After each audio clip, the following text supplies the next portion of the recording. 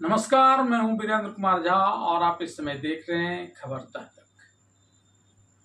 हाल में झारखंड में राज्यसभा का चुनाव संपन्न हो गया। जो होना था वह तो हुआ ही, यानी झारखंड मुक्ति मोर्चा के बैजनाथ राम और भारतीय जनता पार्टी समर्थित इंडिपेंडेंट कैंडिडेट परिमल नाथवानी ने जीत हासिल की। लेकिन आंकड़ों के हिसाब से जो होना था वह नहीं हुआ।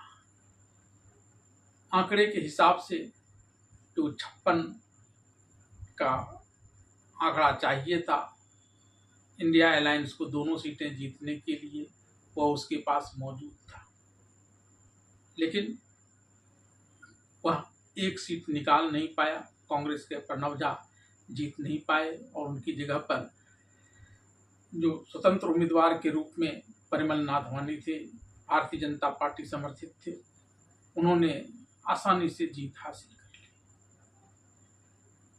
यह जीत हार तो लगा रहता है, लेकिन अब एक बड़ा सवाल यह उठता है कि क्या झारखंड में इस राज्यसभा चुनाव के इस प्रकार से अप्रत्याशित परिणाम आने पर, अप्रत्याशित नहीं भी कहा जा सकता है, क्योंकि भारतीय जनता पार्टी इस समय जोड़ने तोड़ने में काफी आगे निकल चुकी है। लोकसभा का सदस्यों का टीएमसी के 20 सांसदों को अपने पक्ष में मिलाया, महाराष्ट्र के शिवसेना के 6 सांसदों को अपने पक्ष में लगभग मिला चुके हैं। और यह बात तो समझ में आती भी है कि 2024 ईस्वी के चुनाव में भारतीय जनता पार्टी को सिर्फ 240 सीटें ही आ पाई थी, जो अपने आप उनकी पार्टी के बलबूते बहुमत के आंकड़े से दूर थी। और तब इसे मजबूरी में और जेडीयू और तेलुगु देशम पार्टी का सहारा बहुमत के लिए लेना पड़ा था। हालांकि इनका गठबंधन चुनाव पूर्व था एनडीए का, उसे बहुमत प्राप्त थी। लेकिन पहले ही वर्ष जिस प्रकार से तत्कालीन बिहार के मंत्री और जेडीयू के राष्ट्रीय अध्यक्ष नीतीश कुमार और तेलुगु देशम के राष्ट्रीय अध्यक्ष और आंध्र प्रदेश के मुख्यमंत्री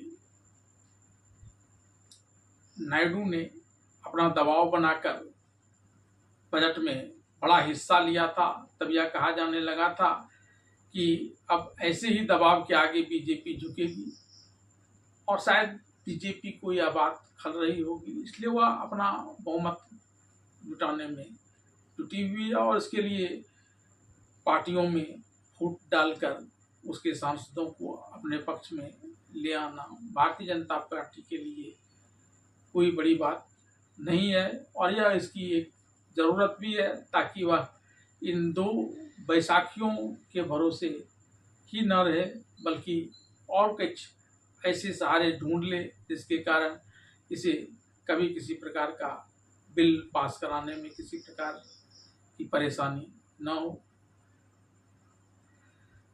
तो यह काम बीजेपी बखूबी कर रही है, लेकिन विधायकों को उन राज्यों में तोड़कर अपने पक्ष में करना यह थोड़ी समझ से परे लग सकती है। हालांकि बीजेपी तो आगामी 2029 की तैयारी में अभी से जुट गई है और उस लिहाज से विधायकों को तोड़ने से विपक्षी पार्टी कमजोर होगी और भारतीय जनता पार्टी को उन विधायकों के द्वारा अपनी नीतियों को उसके कार्य क्षेत्र में ले जाकर अपनी राजनीतिक ताकत को दिखाने का एक अवसर मिलेगा।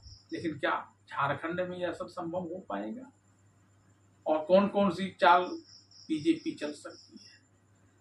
परिमल नाथवानी के जीत ने इतना तो तय कर दिया है कि यह यहाँ इंडिया अलायंस में सेंधमारी करने में सफल हो चुकी है और जब एक बार सफल हो गई है तो आगे भी सफल हो सकती है। अब बात आंकड़ों की कर लें तो जिस प्रकार से भारतीय जनता पार्टी यानी एनडीए के पास 24 विधायक हैं, अगर ये बागी विधायक जिन्होंने क्रॉस वोटिंग कर परिमल नाथवानी को जिताया, हालांकि अभी वे बागी नहीं है, अभी तो इस सब की जांच होनी है, अपनी अपनी पार्टी अपने अपने लोगों को, क्योंकि अभी तो कोई पार्टी इस बात को स्वीकार ही नहीं कर रही है। कांग्रेस जहां आरजेडी पर और सीपीआई-एमएल पर आरोप लगा रही है, क्योंकि जेएमएम पर आरोप लगाने की न तो उसकी क्षमता है और शायद जेएमएम के विधायकों ने ऐसा किया भी नहीं है। और सीपीआई-एमएल और आरजेडी भी कांग्रेस को यह नसीहत दे रही है कि अपनी विधायकों को तो संभाल नहीं सकती। तो ये दो जगह है जहां बीजेपी सेंधमारी कर सकती है। तो अगर आरजेडी के 4 और सीपीआई-एमएल के 2, 6 विधायकों को बीजेपी तोड़ती है तो 24-36 कोई बात नहीं बनती। अगर कांग्रेस के सभी 16 विधायकों को तोड़ लेती है तो 40 तक तो पहुंच जाती है, लेकिन फिर भी यह जादुई आंकड़ा बहुमत का 41 से 1 कम ही रह जाता है। और फिर इतनी बड़ी टूट, यानी पूरी की पूरी पार्टी को ही निगल जाना, इस स्थिति में बीजेपी अभी फिलहाल नजर नहीं आ रही है। और जेएमएम की तो खैर कोई बात ही नहीं, 34 विधायक वाले जेएमएम पर तोड़ फोड़ करने में भारतीय जनता पार्टी तत्काल सक्षम नहीं है, क्योंकि उसके विधायक टूटेंगे भी नहीं, इस प्रकार से राज्यसभा चुनाव के दौरान देखा गया। तो इस तरीके से तोड़ फोड़ कर भारतीय जनता पार्टी कम से कम झारखंड में अपनी सरकार नहीं बना सकती। और जब से हेमंत सोरेन ने झारखंड में, चाहे वो यूपीए के समय हो या इंडिया अलायंस के समय, एक बार मुख्यमंत्री बने हैं, तो इसकी सरकार को लाख प्रयास के बावजूद भारतीय जनता पार्टी नहीं हरा सकी है चुनाव में, और बार बार हेमंत सोरेन ही सरकार बनाने में सफल रहे हैं। हाँ, एक चाल बीजेपी चल सकती है, जैसा कि वह महाराष्ट्र और बिहार में कर चुकी है।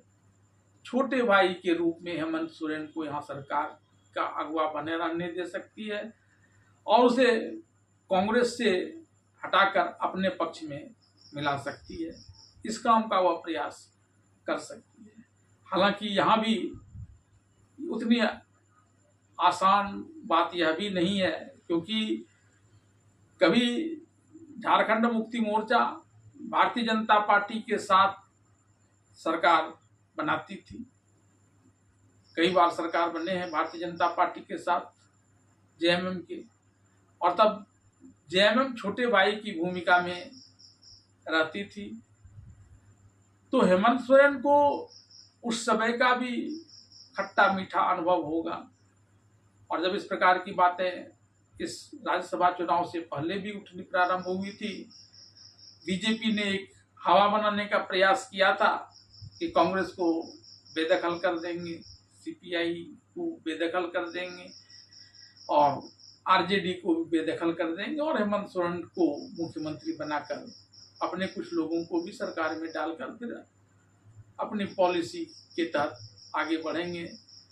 लेकिन हेमंत सोरेन ने उसके इस हवा को यूं ही बहने दिया, उस पर अपनी कोई प्रतिक्रिया नहीं दी थी। तो ऐसे में या हो पाएगा या नहीं हो पाएगा, लेकिन बीजेपी चाल तो चलेगी।